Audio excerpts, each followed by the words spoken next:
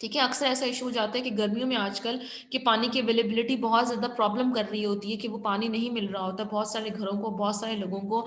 आप बहुत सारे सिटीज़ के इश्यूज़ देख रहे हैं, न्यूज़ में आ रहा होता है किस तरह से कि वाटर के जो इश्यूज़ हैं ये इस तरह से कंट्रीज़ को फेस करने पड़ते हैं। Okay, so water crisis are increasing, ठीक है। और ये वाटर क्राइसिस हम ये नहीं कहते कि सिर्फ एक मुल्क के लिए है, ये वाटर क्राइसिस पूरी दुनिया के लिए कि जो इंक्रीज करते जा रहे हैं। सी लेवल हमारा बढ़ गया है, पानी अब दरियाओं तक पहुंचने से पहले ही यूज हो जा रहा है। पानी दरियाओं तक पहुंचने से पहले ही लोग उसको इस्तेमाल कर लेते हैं, जिसकी वजह से जो वाटर है वो लेवल इन रिवर है वो कम होता जा रहा है। अब आप खुद ऑब्जर्व करते हो, कहीं आप बाहर दरियाओं की साइड पे जाओ तो आप देखोगे कि दरिया के कुछ हिस्से ऐसे हैं जो कि सूख चुके हैं, वहां पे पानी ही नहीं है। या जो हम नदी नालों की बात यस करते हैं, मैम। जो हमारी नजरों में नदी नाले पहले थे, अब हम अगर नदी नाले देखते हैं तो उन नदी नालों में भी पानी बहुत कम हो गया है। तो ये जो वाटर का इशू है ये ग्लोबल इशू हो गया है। और ये कहते हैं कि कुछ लोग ये कहते हैं कि आइंदा आने वाले कुछ अरसे में जो आर्म्ड कॉन्फ्लिक्ट्स होने वाले हैं, झगड़े होने वाले हैं, तो वो पानी की ही वजह से होने वाले हैं, लोगों के दरमियान में, मुल्कों के दरमियान में, अबाउट दैट अवेलेबिलिटी वाटर। ठीक है। अब नेक्स्ट पॉइंट है हमारा फिशरीज। फिशरीज हम कहते हैं माहीगिरी। अब माहीगिरी के इशू की वजह से क्या हो गया, अब माहीगिरी कह रहे हैं कि बहुत फिश बहुत ज्यादा इंपॉर्टेंट एलिमेंट है लोगों के, एक तो फूड के तौर पे भी, ठीक है, और दूसरा इसके जरिए से वो बिजनेस भी कर रहे हैं जिसके जरिए से वो पैसा कमाते हैं, ठीक है। लेकिन अब वो क्या कर रहे हैं, कभी कभी ऐसा हो जाता है कि वो फिशेस का इतना ज्यादा इस्तेमाल कर रहे हैं, इतना ज्यादा उसको एक इलाके से इस्तेमाल कर रहे हैं कि वो वहां पे उनकी जो नंबर है वो कम होता जा रहा है, ठीक है। क्योंकि नई टेक्नोलॉजीज भी आ गई हैं, न्यू फिशिंग को करने के लिए कि टेक्नोलॉजीज नई आ गई हैं, जिस गाड़ियों उसके ऊपर, सॉरी, कश्तियों के ऊपर जाते थे फिशिंग करने के लिए, अब वो मोटराइज्ड हो गए, अब वो मोटर उन पे लग गए हैं, जिसकी वजह से उनका जो टाइम बचता था, कॉस्ट बचती थी, वो कम हो गई है। लेकिन ये कहते हैं कि ये जो इशू है इसने जो ये जो वाटर की जो जितनी भी पॉपुलेशन है इसको भी बहुत ज़्यादा इम्पेक्ट किया है, अफेक्ट किया है। और ये जो लोग हैं एक जगह से दूसरी जगह जाके कि एक मुल्क के सी और रिवर की सी के रीजन से दूसरे मुल्क के रीजन में चले जाते हैं।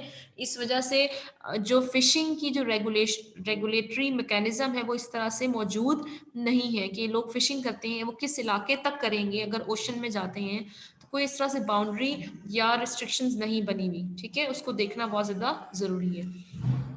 The fifth point of that जो कि हमारा इससे रिलेटेड है, it is about global environment and natural resources. फिर फॉरेस्ट के बारे में भी कह रहे हैं कि जो फॉरेस्ट हमारी दुनिया के अंदर है वो कितना जमीन को कवर कर रहे हैं, 25 to 30%। लेकिन अब ये आहिस्ता आहिस्ता ये जो रेंज है फॉरेस्ट की ये कम होती जा रही है, ह्यूमन नीड्स को फुलफिल करने के लिए, इंडस्ट्रीज बनाने के लिए, ह्यूमन पॉपुलेशन को अकोमोडेट करने के लिए, लोगों के घर बनाने के लिए। अब आप खुद ऑब्जर्व ही करते होंगे, अपने इर्द गिर्द देखते होंगे, कुछ ऐसी जगह होंगी आपके जहनों में जहाँ पे दरख्त पहले बहुत ज्यादा होते थे, लेकिन अब आप उन दरख्तों को काट के वहां पे रोड्स बन रहे हैं, इंडस्ट्रीज बन रही हैं, घर बन रहे हैं, वहां पे डिफरेंट जो है वो ऑफिसेज बन रहे हैं, बिल्डिंग्स बन रही हैं। तो दैट शोज कि जो फॉरेस्ट की जो रेंज है वो कम होती जा रही है। अगर इन फॉरेस्ट की रेंज कम होती जाएगी तो उस वजह से क्या होगा, कार्बन की जो इमिशन है वो ज़्यादा होती जा रही है।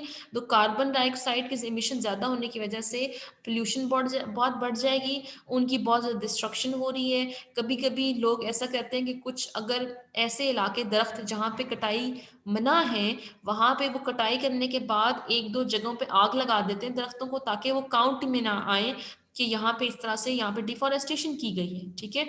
तो दैट शोज कि जो डिफॉरेस्टेशन का इशू है ये बहुत ज़्यादा बढ़ता जा रहा है, ठीक है। ये ग्लोबल वार्मिंग के अंदर बहुत ज़्यादा इसका रोल है डिफॉरेस्टेशन का, राइट। एयर क्वालिटी भी हमारी प्रॉपर नहीं हो रही है, पुअर नहीं हो रही। लोग इस दरख्तों को काटते हैं फॉर एग्जाम्पल फ्यूल के वुड के लिए, अपनी दूसरी ज़रूरियात को पूरा करने के लिए इस तरह डिफॉरेस्टेशन की जाती है। Number fourth main theme is global governance, ठीक है, कि ग्लोबली कैसे देखा जाए। ग्लोबल गवर्नेंस का एक पूरा टॉपिक है जो आपको बताया गया है, दिया गया है कि कैसे ग्लोबली पूरी दुनिया के कंट्रीज को देखा जा रहा है, किया जा रहा है, उनके इश्यूज को कैसे अगर कोई इमर्ज होते हैं तो किस तरह से रिजॉल्व किया जाएगा, वो कैसे आपस में कनेक्टेड हैं, क्यों कंट्रीज के दरमियान में इस तरह से इतने इश्यूज नहीं है, वॉर नहीं है, या कोई कॉन्फ्लिक्ट्स किस तरह से हैं, तो ये सारी चीज़ें इसके अंदर आ जाती हैं। द ग्लोबल गवर्नेंस से भी कह रहे हैं कि हमें जो वर्ल्ड वॉर वन हुई थी, ठीक है, वर्ल्ड वॉर वन वन के बाद कंट्रीज को एक प्रॉपर वे की तरफ लेके जाने के लिए इंटरनेशनल नॉर्म्स को फुलफिलमेंट करने के लिए उन्होंने लीग ऑफ नेशन बनाई थी। लेकिन ये लीग ऑफ नेशन बनने के बावजूद वर्ल्ड वॉर टू हुई, तो वर्ल्ड वॉर टू के बाद उन्होंने फिर यूनाइटेड नेशन बनाए, एक नया सिस्टम, इंटरनेशनल सिस्टम बनाया कि जिसके अंदर सारे कंट्रीज मिले हुए हैं आपस में, और जिसके अंदर उनका फोकस ये है कि हमने इस तरह से पीस को डिस्ट्रॉय नहीं करना, हमने ग्लोबली पीसफुल सिचुएशन में रहना है, कंट्रीज आपस में इंटरेक्शन उनका बहुत अच्छा रहे, ठीक है। तो उसके लिए उन्होंने यूएन बनाया, यूनाइटेड नेशन बना, वर्ल्ड बैंक बना, आईएमएफ बनी, या हम ये बात करते हैं बहुत सारी इस तरह के रेगुलेटरी मैकेनिज्म्स बने, रेगुलेटरी ऑर्गेनाइजेशंस बनी जो कि इन चीज़ों को देख रही है कि अगर कोई इश्यूज इमर्ज होते हैं वर्ल्ड लेवल पे कंट्रीज के दरमियान में या कंट्रीज के अंदर भी, ठीक है, तो उनको किस तरह से रिजॉल्व किया जाए। आप कह रहे हैं कि ये जो सिस्टम है, यूएन है, वर्ल्ड बैंक है, आईएमएफ है, डब्ल्यूटीओ है, तो इनके अंदर बहुत सारे इश्यूज भी आ जाते हैं, बहुत सारे प्रॉब्लम्स भी हैं कि फॉर एग्जांपल रिसोर्सेज नहीं है, मैकेनिज्म प्रॉपर नहीं है, रिप्रेजेंटेशन सबकी बराबर नहीं है, तो ये बहुत सारे इश्यूज हैं जो कि ये फेस करने पड़ते हैं। इसलिए ग्लोबल इश्यूज बढ़ते जा रहे हैं, ठीक है। ग्लोबल इश्यूज के बढ़ने की वजह से क्या है कि ज़रूरत बढ़ती जा रही कि हमने ऐसे इंस्टीट्यूशंस बनाने हैं, ऐसे इदारे बनाने हैं जो इन इश्यूज को रिजॉल्व करने की कोशिश करें। इसके अंदर सबसे पहला इन्होंने जो पॉइंट बताया जो कि ग्लोबल गवर्नेंस के साथ लिंक है वो कॉन्फ्लिक्ट एंड डेवलपमेंट है, ठीक है। अब इन्होंने एक एस्टिमेट दिया है कि अराउंड 1.1 बिलियन पीपल, कि ये 1.1 बिलियन पीपल दुनिया के अंदर जो लोग हैं वो अफेक्टेड हैं, या तो उन किस जगह पे असरअंदाज हो रही है उनकी ज़िंदगी कि वहाँ पे कोई वायलेंट कॉन्फ्लिक्ट चल रहा है, ठीक है, या कोई कॉन्फ्लिक्ट वो फेस करने वाले हैं अपनी आइंदा आने वाली सिचुएशन में। ये कॉन्फ्लिक्ट कह रहे हैं कि जो सिविल कॉन्फ्लिक्ट्स हैं, जो इंट्रा स्टेट है, किसी कंट्री के अंदर जो कॉन्फ्लिक्ट्स चल रही हैं वो बहुत ज़्यादा हैं as compare to between the states. जो कॉन्फ्लिक्ट का लेवल है इंटरनेशनल लेवल पे कंट्रीज के दरमियान में, वो का लेवल, जो कॉन्फ्लिक्ट्स हैं वो कंट्रीज के अंदर ज़्यादा हैं, और जो कंट्रीज के दरमियान में जो कॉन्फ्लिक्ट है वो कम है, ठीक है। तो ये कह रहे हैं कि जो इस तरह से, लेकिन फिर भी अगर कोई कॉन्फ्लिक्ट किसी एक जगह पे इमर्ज होता है तो वो उसके इर्द गिर्द जितने भी टेरिटरीज हैं, उसके इर्द गिर्द जितने भी मुल्क मौजूद हैं वहां पे असरअंदाज होता है। जैसे हम ये कह सकते हैं कि वो ये जहाँ पे ये इश्यूज चलते हैं, ये जो सिविल कॉन्फ्लिक्ट्स चल रहे हैं वहाँ पे जो कुछ जगह ऐसी होती है जो कि उन लोगों के हाथ में आ जाती है जो गवर्नमेंट के लोग नहीं होते, ठीक है। फॉर एग्जाम्पल अगर हम बात करते हैं टेररिस्ट के हाथों में आ जाएंगी, कुछ ऐसे ग्रुप्स के हाथों में आ जाएंगी जो अपनी मर्जी से इसको लेके चल रही हैं, टेररिज्म का इशू आ जाएगा, या माइग्रेशन का बहुत ज़्यादा इशू हो जाता है, क्योंकि जब कॉन्फ्लिक्ट किसी एक जगह पर शुरू हो गया है तो वहाँ के लोग मूव करते हैं, वहाँ से निकलने की कोशिश करते हैं। जब वहाँ से निकलने की कोशिश करते हैं तो वो कहाँ पे जाते हैं, नेबरिंग कंट्रीज में जो उनके इर्द गिर्द, जो उनके बिल्कुल साथ मौजूद है। जैसे अफगानिस्तान में जब ये जो कॉन्फ्लिक्ट की सिचुएशन हुई तो बहुत सारे अफगानीज ने कहाँ माइग्रेट किया था, पाकिस्तान माइग्रेट किया था। म्यांमार में जो रोहिंग्या मुस्लिम्स के साथ इशू हुआ था तो वो मुस्लिम्स ने कहाँ माइग्रेट किया, वो बांग्लादेश में उन्होंने माइग्रेट किया। तो इसके साथ कॉन्फ्लिक्ट के साथ माइग्रेशन का इशू भी आ जाता है, और जो जिन मुल्कों में वो माइग्रेट करके जाते हैं तो उन मुल्कों के लिए भी बहुत ज़्यादा नेबरिंग कंट्रीज के लिए इशू आते हैं, ठीक है। इसी ग्लोबल गवर्नेंस के अंदर इशू आ जाता है करप्शन का, ठीक है। करप्शन भी पूरी दुनिया के बहुत ज़्यादा लोगों को अफेक्ट कर रही है। करप्शन किस तरह से, दैट इज करप्शन क्या है, एब्यूज ऑफ पॉलिटिकल इंस्टीट्यूशंस, कि जो पॉलिटिकल इंस्टीट्यूशंस है, या यू कैन से कि जो पावर आपके हाथ में है उस पावर का गलत इस्तेमाल आपको करप्शन के अंदर लेके जाते हैं, करप्शन को शामिल करते हैं। तो करप्शन भी बहुत ज़्यादा कहते हैं कि दुनिया के अंदर बढ़ गई है, और करप्शन सिर्फ between in side a state नहीं रही है, इंट्रा कंट्री के अंदर मौजूद नहीं रही है, बल्कि ये करप्शन भी क्या हो गई है, ट्रांसनेशनल करप्शन हो गई है। ये बॉर्डर से बाहर निकल गई है, डिफरेंट कंट्रीज के अंदर लोग क्या करते हैं, वो करप्शन कर रहे हैं, तो वो इन्वॉल्व होते हैं। वो क्या कर रहे होते हैं कि वो इनक्वालिटी इस करप्शन की वजह से बढ़ जाती है, कंट्रीज की जो इकोनॉमिक और पॉलिटिकल वेलबींग है वो डैमेज हो जाती है, आप भी कह सकते हैं कि पावरफुल लोगों के पास ताकत ज़्यादा आ जाती है, वो अपनी मर्जी से चीज़ों को मोल्ड करने की कोशिश करते हैं, ठीक है।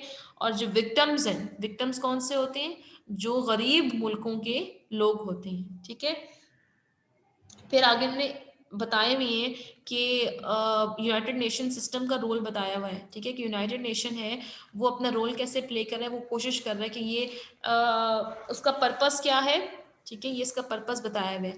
4 पर्पस हैं, पीस मेंटेन रखना है, कंट्रीज के दरमियान में रिलेशनशिप अच्छे रखने हैं, इंटरनेशनल को कोई प्रॉब्लम आते हैं या ह्यूमन राइट्स रिलेटेड कोई इश्यूज हैं तो इनको सॉल्व करना है, और जो नेशंस हैं उनके दरमियान में जो रिलेशनशिप है वो अच्छे रखने।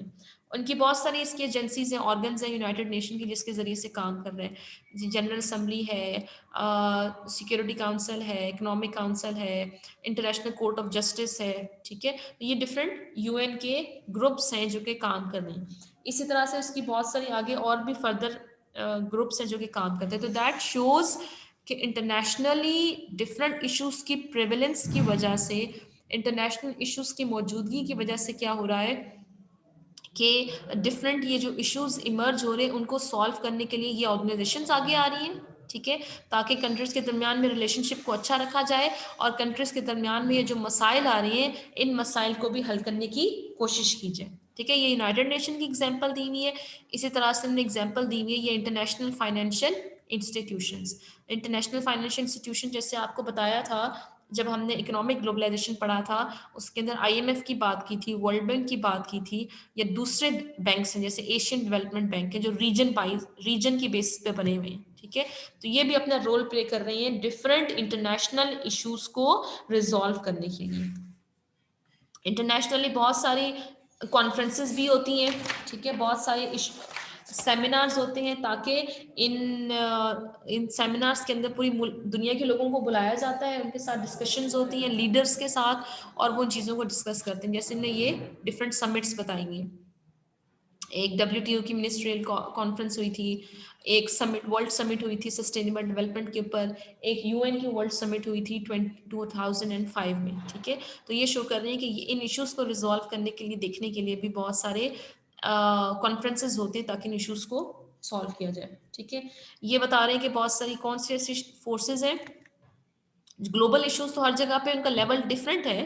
फॉर एग्जाम्पल अमेरिका के अंदर को पॉवर्टी है उसका लेवल डिफरेंट होगा, पाकिस्तान के अंदर डिफरेंट होगा, चाइना के अंदर डिफरेंट होगा, लेकिन ये चीज़ें ऐसी हैं जो कि हर जगह पे मौजूद हैं ये इश्यूज। तो ये इन इश्यूज को क्या चीज़ें देखनी है, इन इश्यूज के साथ क्या लिंक है, डेमोग्राफिक्स, इनकी पॉपुलेशन कितनी है, कितने लोग हैं, किस तरह से हैं, यहाँ पे कितने लोग काम करते हैं, कितने लोग काम नहीं करते, तो ये चीज़ें ग्लोबल इश्यूज को डिटरमाइन कर रही होती हैं। डेमोग्राफी है, इकोनॉमिक ग्रोथ कैसे हो रही है, कम है, स्लो है, इनोवेशंस किसी जगह पे कितनी हो रही हैं, कंट्रीज कितने ज़्यादा आपस में इंटरकनेक्टेड हैं, इंटर रिलेशनशिप उनके स्ट्रॉन्ग हैं। तो दैट शोज के ये फैक्टर्स ऐसे हैं जो कि इन इश्यूज को डिटरमाइन कर रहे हैं। Now that last part is why care about global issues.